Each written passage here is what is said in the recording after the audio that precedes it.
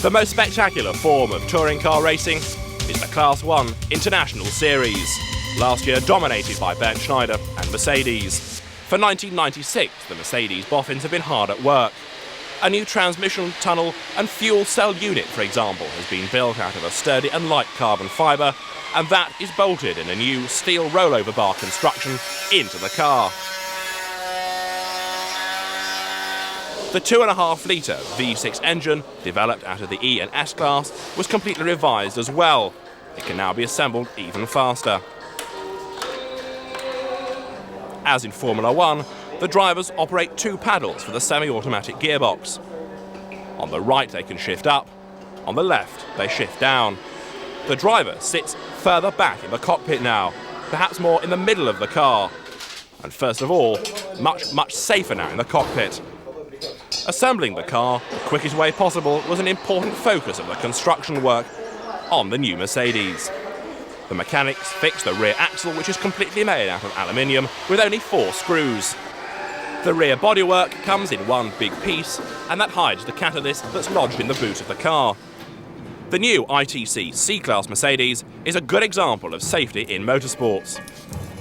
Unique crash testing is employed by the Mercedes mechanics in the construction of the new car. At 60 miles an hour, the sleigh rams the car.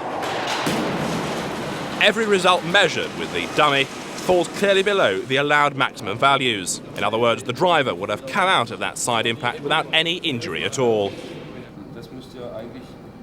The safety at the steering wheel too. Without an airbag, no C-Class car is going into competition. There's a lot to remember, though, behind the controls for the drivers. 8 works Mercedes pilots for the course of 1996. One of them, for example, is ex-British Formula 3 champion, the young Dane Jan Magnussen. Still only 22, he raced in a Grand Prix last year for McLaren and has a great future ahead of him. For me, last year's car was very good already. But we've just improved in a couple of areas, so the car is a bit more easy to drive and gives a really good feedback from the actual driving. Another man who spent much of the day at Hockenheim behind the wheel of a car was Mercedes board member Jürgen Hubbard. He extensively tested the 1995 C-Class car and was clearly very impressed. He expressed that obviously you have to tease yourself to the limit, to possibilities which you do not know as a normal driver, like late braking, for example, accelerating, but it's a whole lot of fun. Somebody else who was impressed was ex-Formula 1 world champion Niki Lauda. This is an incredibly advanced car in terms of technique, he said.